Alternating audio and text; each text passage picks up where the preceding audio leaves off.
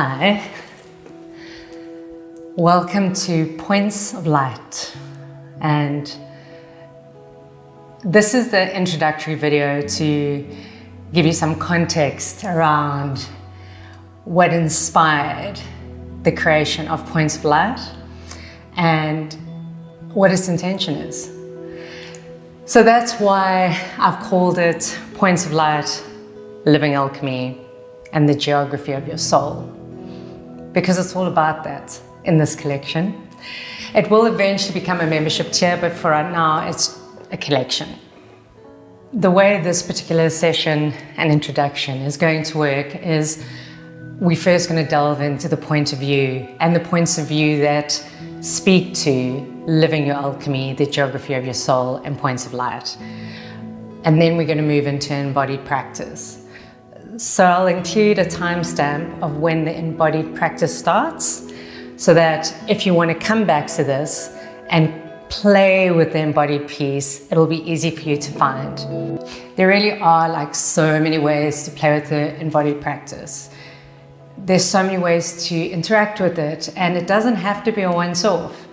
The whole idea around body chalice and these soul journey sessions is that we play with multidimensional lenses, and then we take those concepts into our body, into our psyche, into our souls, and we make meaning through having embodied and sensory and creative and spiritual experiences. So let's start off with exploring the ideas and the concepts that inform the point of view and the Points of Light collection. So Points of Light are all the ways the light gets in. It's all the signposts, all the silent and quiet whispers, all the violent shakes. It's all the ways that life is in communion with you. All the pinprick and blinding moments of illumination. A sunset, a song, an interaction, a loss, a number, all of it.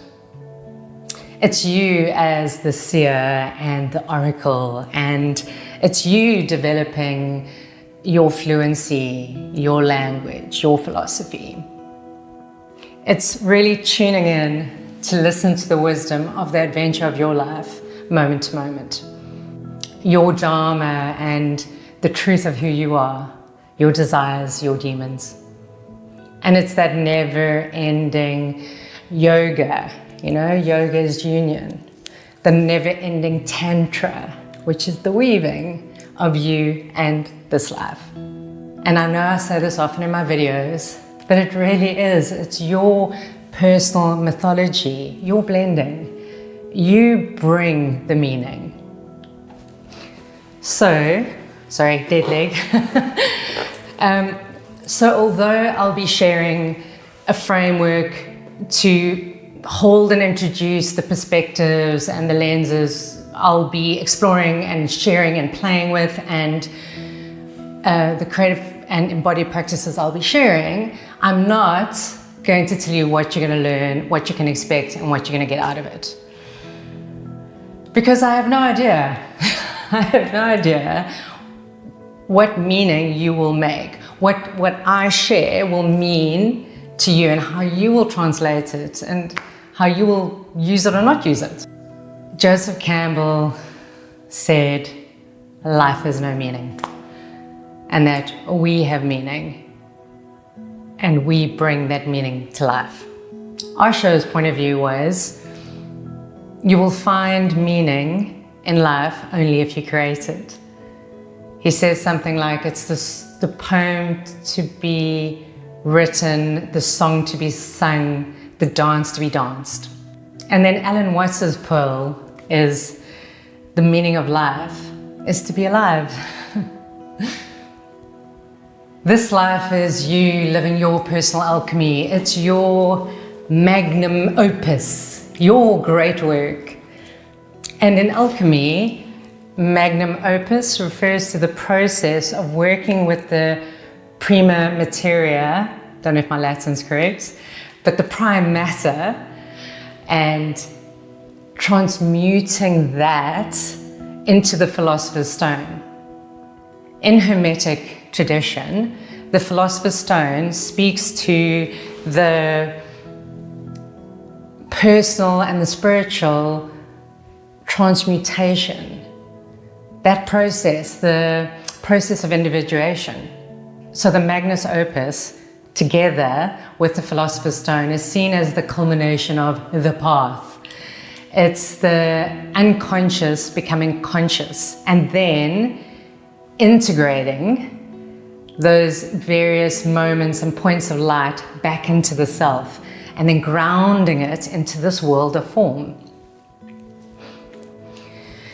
It really is the tinkering, it's the never-ending loops, it's the revisioning, it's the remembering, and sometimes the shattering and obliterating iterations of the culmination of the path. I like to think of it that it's called the great work or the magnum opus because although often it doesn't feel great, it's soul making, you know? It's soul making in the ordinary, everyday living. Which reminds me of this Zen Buddhist quote that goes something like, before enlightenment, chop wood, carry water. After enlightenment, chop wood, carry water. It's the reality of this life that we live, you know? We need to do the dishes, do the washing, look after our body, feed our body. There's so many metaphors that we have for this, like how the lotus needs the mud. It's the reality we live. And for me, the moments of enlightenment, it's the word, enlighten. It's a moment of light. It's a moment of aha. It's a moment of insight. It's the same thing as moments of illumination. It's where the light gets in. It's where there's a shift or an understanding or something that sparks, something that was unconscious that becomes conscious. And often it's stuff that we know and then we forget and then we remember again. Or it's a new way of looking at something we know. So I'd like to share the wisdom of one of my favorite authors and thinkers and humans around the sacredness in our everyday organic living. It's Clarissa Pinkola Estes, who I'm sure most of you know, wrote Women Who Run with the Wolves. And she says, when we are like the body, doing the work of new growth, wading through the lamada, the shit, and just breathing and just resting, we are very alive. We are within the cycles of the wild woman. If we could realize that the work, the great work, the work, if we could realize that the work is to keep doing the work, we'd be so much more fierce and so much more peaceful. Your soul knows the geography of your destiny. Your soul alone knows the map of your future. So therefore, you can trust this indirect and oblique side of you. Your essence knows. Your essence is already guiding you. You're already doing this, you're alive. So you already are living your personal alchemy. You're already navigating. You're already learning the language of your soul. You're already, discovering the adventure of your life and the story of who you are and the truth of who you are.